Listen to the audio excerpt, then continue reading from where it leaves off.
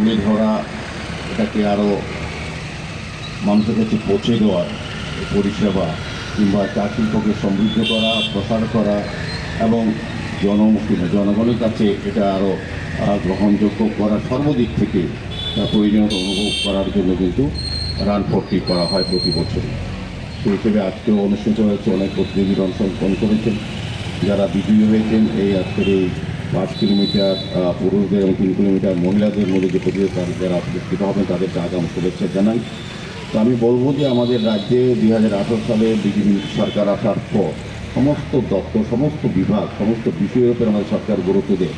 তার মধ্যে কিন্তু চা শিল্পকে বাঁচিয়ে তোলার ক্ষেত্রে কিন্তু আমাদের সরকার বিশেষভাবে কিছু বিশেষ উদ্যোগ গ্রহণ করেছে। ত্রিপুরা টি ডেভেলপমেন্ট কর্পোরেশনও বিভিন্ন কর্মসূচি গ্রহণ করেছে রাজ্য সরকারের পাশাপাশি।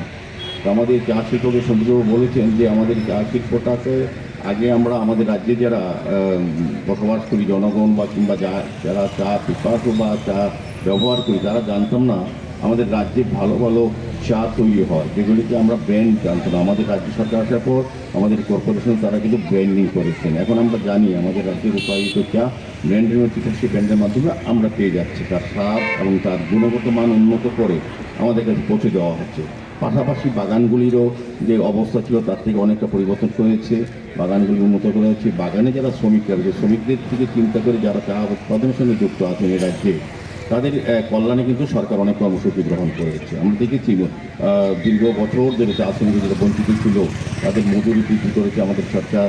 আমাদের কর্পোরেশন ডেভেলপমেন্টের প্রস্তাব অনুযায়ী আমাদের যারা শ্রমিক বন্ধুরা আছে, যারা এই চা শ্রমিকরা তাদের কিন্তু তাদের যে বাসস্থান স্থায়ী হবে, তাদের বাসস্থানের ব্যবস্থা করা, তাদের আর্থসামাজিক পরিবর্তন করার ক্ষেত্রে কিন্তু আমাদের ত্রিপুরা টি ডেভেলপমেন্ট কর্পোরেশন এবং আমাদের রাজ্য সরকার কাজ করে যাচ্ছে প্রতি। তারই ফলস্বরূপ আমরা দেখছি এখন আমাদের ত্রিপুরা রাজ্যের উৎপাদিত চা আমরা কিন্তু গণবন্টন ব্যবস্থার মাধ্যমে প্রত্যেকের কাছে পৌঁছে যাচ্ছে এবং এত ভালো এবং গুণগত মান এত ভালোভাবে তৈরি করা হচ্ছে যা এখন সমস্ত মানুষের কাছে এটা খুব গ্রহণযোগ্য এবং এখন এটা প্রয়োজনীয় হয়ে পড়েছে আমার কাছে মনে হচ্ছে। যে আমার আশা থাকবে যে যেভাবে কর্মসূচি নিয়ে আমাদের সরকার বা যে ধরনের প্রজেক্ট নিয়ে চা শিল্পকে আরও সমৃদ্ধ করার জন্য, চা শিল্পকে আরও মানুষের কাছে পৌঁছে দেওয়ার জন্য এবং চা উৎপাদন বৃদ্ধি করার জন্য এবং শ্রমিক কল্যাণে বিশেষ বিশেষ যে সকল চিন্তাভাবনা সরকার করছে এবং ডেভেলপমেন্ট কর্পোরেশন করছে, আমার আশা থাকবে আগামী দিনে আমাদের এই শিল্পটা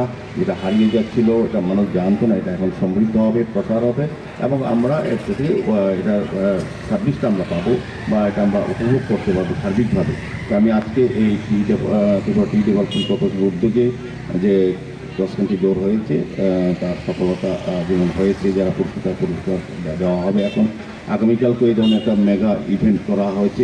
উদ্দেশ্য একটাই হচ্ছে চা শিল্পের প্রসার করা, জনগণের কাছে এই শিল্পকে তুলে ধরা। তো আমি আজকে আমার এই মহতী অনুষ্ঠানে আমাকে আমন্ত্রণ করার জন্য অনেক অনেক শুভেচ্ছা এবং ধন্যবাদ।